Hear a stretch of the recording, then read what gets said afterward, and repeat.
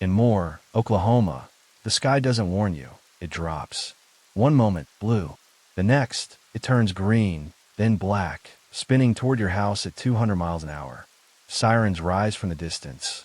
And, in those first seconds, time bends. The clock stops, but the storm does not. The brain starts counting seconds, sounds, distances, while the body refuses to move. Every sense sharpens. The bark of a dog, the slam of a door, the heartbeat that drowns out everything else. Then, a shift, pressure, so heavy it squeezes your chest. The air tastes like metal and wet dust. It smells like the earth itself has been split open. People here say you don't see the tornado coming. You feel it. The air holds its breath, and the world forgets how to make a sound. And more, that breath can last 5 minutes or forever.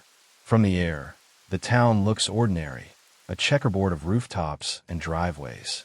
But to those who live here, each foundation hides a quiet truth. It's been rebuilt before.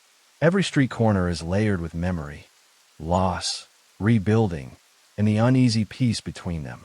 So when the wind dies and the silence returns, people step outside and look up. They study the color of the sky.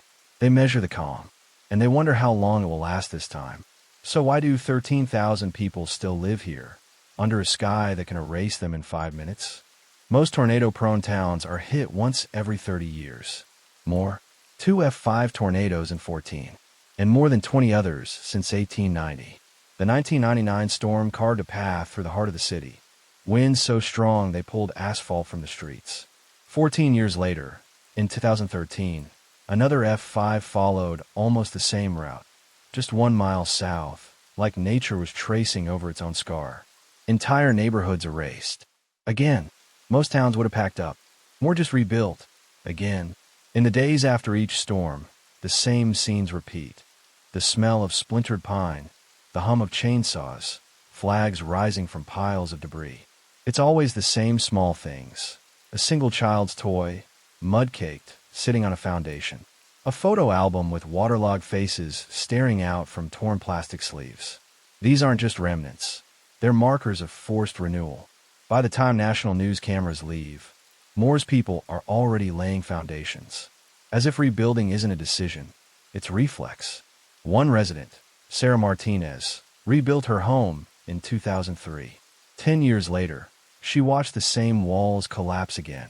When asked why she stayed, she said quietly, "Because leaving would feel like giving up twice." That sentence captures the soul of this place. Every mailbox here hides a story like hers.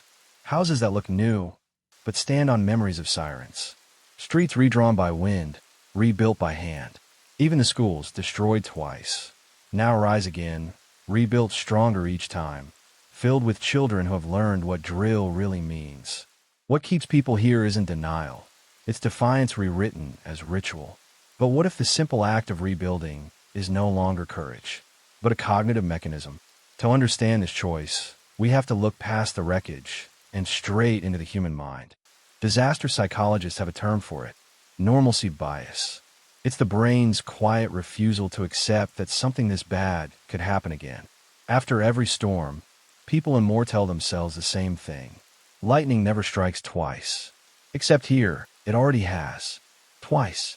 Normalcy bias convinces the mind that tomorrow will look like yesterday. It dulls the warning sirens into background noise. It turns risk into routine. Then comes optimism bias, the belief that bad things happen, just not to you. Survivors often say, "I know it could happen again. I just don't think it will happen to me." That fragile strand of hope is what keeps them rebuilding. But beyond hope lies something harsher: the sunk cost fallacy. After rebuilding twice, after pouring life savings, sweat, and years back into the same patch of ground, walking away feels like admitting every previous effort was wasted. For many, the choice to stay isn't about faith in the future. It's a refusal to invalidate the pain of the past. What would you do if you'd rebuilt everything you owned twice? Would you leave it behind? Then there's place attachment. It's not logic. It's identity. Home isn't coordinates. It's the soil that holds your memories. The tree you climbed as a kid, the church where your parents met, the fence you painted last summer. To leave that behind feels like erasing yourself. And more, these forces merge into something almost sacred. The same psychology that fuels recovery also chains people to risk. Rebuilding isn't just practical, it's psychological self-preservation. But this mindset has a cost. In 2013, the warnings were clear. Sirens blared for 16 minutes before the EF5 struck. Yet 24 people still died, 7 of them children inside a school. Bias can blind, even when the danger is screaming at you. Each time more rebuilds, it rebuilds closer to where the last storm hit. Hope becomes a habit, and habit becomes exposure. A mind that finds safety in familiarity, even when familiarity lies in the path of destruction. And that's when engineers stepped in. After the 2013 EF5 shredded Moore again, the question wasn't why rebuild, it was can we make it survive? Moore became the first city in America to pass mandatory tornado-resistant building codes. Wind tested to withstand 135 miles per hour, enough to protect homes on the periphery of the strongest storms, where most people actually survive. Engineers discovered something crucial. Homes don't fail all at once. Tornadoes disassemble them piece by piece. A garage door buckles. The roof lifts. Walls collapse. It's a cascade. So the 2014 code started with a garage door, rated to 135 miles per hour. Steel clips replaced nails. Roof-to-wall straps locked the frame together. Foundations deepened. Continuous plywood bracing stitched the walls into a single shell. After $2 billion in destruction, survival had become a science. And it was remarkably cheap. About $1 per square foot more to build. A 2% increase that could double a home's chance of survival. And it worked.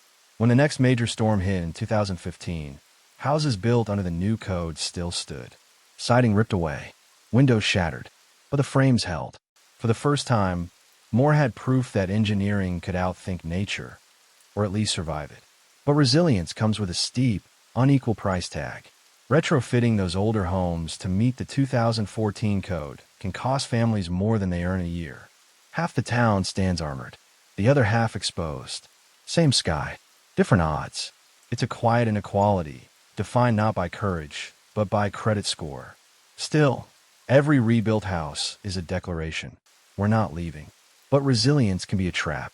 Each new wall strengthens the illusion that survival equals control, that enough steel can outbuild fear. Except walls can't stop what's already inside. The sleepless nights, the phantom sirens, the constant scanning of the horizon for what the forecast won't show. Moore may have engineered the unbreakable home, but not yet the unbreakable mind. The sirens don't stop when the storm ends. They just move inside. In Moore, the sound lives on. In dreams, in engines that hum too loud, in the low rush of wind against a window. Psychologists call it anticipatory stress, the body preparing for disaster before the disaster even comes. For survivors, every cloud carries memory. Every breeze carries warning. They call them phantom sirens, a kind of echo your mind invents because silence feels unsafe. Children who grew up in Moore still wake up at night when thunderstorms roll across the plains. Some adults keep weather radios by their beds, long after the batteries have died. You can rebuild walls. You can even design them to resist 135-mile-per-hour winds. But you can't reinforce sleep. You can't retrofit the nervous system. When fear becomes routine, some people turn to faith. For many and more, the storms aren't random. They're seen as God's will, or a test of fate. This belief is its own form of armor. If the outcome is predetermined, the responsibility is lifted. It becomes a way to accept the risk without constantly fighting it. Where do you draw the line between faith and fatalism? But the sky doesn't honor belief. Scientists now say Tornado Alley is shifting east, toward more populated regions of the U.S. The pattern that once belonged to Oklahoma is redrawing itself across new maps. Arkansas, Tennessee, Kentucky. Moore sits at the unstable edge, where the old danger meets the new. It's a terrifying convergence. The psychological refusal to leave, now compounded by a scientifically proven, increasing risk. The fatalistic armor that worked for a known threat now buckles against an unknown future. Each generation inherits the same rhythm. Siren, rebuild, repeat. It's not just a place in a storm zone anymore. It's a mindset, a culture trained by trauma. Is rebuilding heroism or a failure of society to offer safer choices? Because here, survival isn't a single moment. It's a cycle. The sky clears, the ground dries, the wind rests, but the storm, the real storm, stays. Every town in Tornado Alley has a story, but Moore's story feels like a question the rest of us haven't answered yet. When the winds return, and they will, thousands will stand beneath the same sky that's already tried to erase them. Not because they've forgotten, but because forgetting would mean losing home itself. Home isn't just wood and concrete. It's a promise. The belief that what breaks can be rebuilt. That every loss still means something if you stand back up. But at what point does endurance stop being courage and start becoming denial? At what point does the will to stay become the inability to imagine leaving? Moore engineered the unbreakable home. Stronger walls, anchored roofs, reinforced doors. Yet the mind inside still shakes when thunder rolls. Every upgrade is an act of defiance, and a reminder that safety is never absolute. Maybe that's the truth no blueprint can fix. We don't rebuild to erase fear. We rebuild to live with it. And maybe resilience isn't about strength at all. Maybe it's about how much uncertainty you're willing to carry and still call it peace. So ask yourself, if the sirens started tomorrow, if you'd already lost everything once, and the ground beneath you still hummed with that memory, would you stay?